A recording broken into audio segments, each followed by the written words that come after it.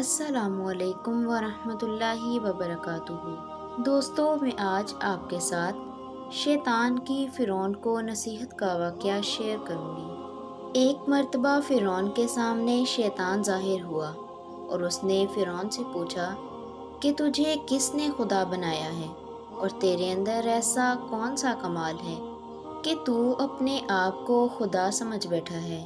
تو فرعون نے کہا کہ میرے پاس بہت بڑی طاقت ہے، میرے پاس بہت سا سونا، چاندی، ہیرے جواہرات ہیں اور میں بہت بڑے ملک کا مالک ہوں۔ شیطان نے پوچھا، اور کیا ہے تیرے پاس؟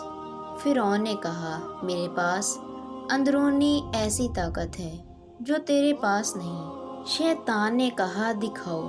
فرعون نے فوراً حکم دیا کہ اسی وقت 1000 جادوگر بلائے جائیں اور وہ سب مل کر اس شیطان کو اپنی پھونکوں اور اثر سے اڑا دیں، اور انہوں نے اپنا جادو دکھایا۔ شیطان کو بھی اللہ تعالیٰ نے بڑا علم دیا ہے۔ شیطان نے ایک پھونک ماری جس سے سارے جادوگروں کے اثرات ختم ہو گئے۔ دوسری مرتبہ پھر ان 1000 جادوگروں نے اپنا جادو دکھایا۔ شیطان نے پھر ایک پھونک ماری جس سے ان کا اثر ختم ہو گیا۔ ان جادوگروں نے پھر آخری جادو دکھایا۔ شیطان نے پھر ایک پھونک ماری اور ہنس کر کہنے لگا کہ تم اگر ایسے 1000 جادو بھی دکھاؤ تو میرا کچھ بگڑنے والا نہیں۔ اے فرعون، یاد رکھ، مجھے اللہ تعالیٰ نے ایسی چیزیں عطا فرمائی ہیں، لیکن پھر بھی اللہ تعالیٰ نے مجھے اپنا محبوب نہیں بنایا اور مجھے اپنا فرما بردار بندہ ماننے سے انکار کر دیا، اور تو خدا کا نافرمان ہے، تو رب کیسے ہو سکتا ہے؟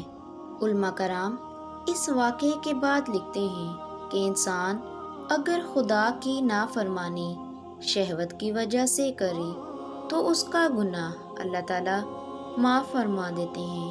نفسانی خواہش کی وجہ سے اگر گناہ سرزد ہو جائے اور انسان اپنے گناہوں سے توبہ کر لے تو اللہ تعالیٰ اسے معاف فرما دیتے ہیں، لیکن اگر کوئی تکبر اور غرور کرے اس کو توبہ کی توفیق نہیں دیتے، یعنی تکبر اور غرور کی وجہ سے توبہ جیسی نعمت سے محروم ہو جاتا ہے۔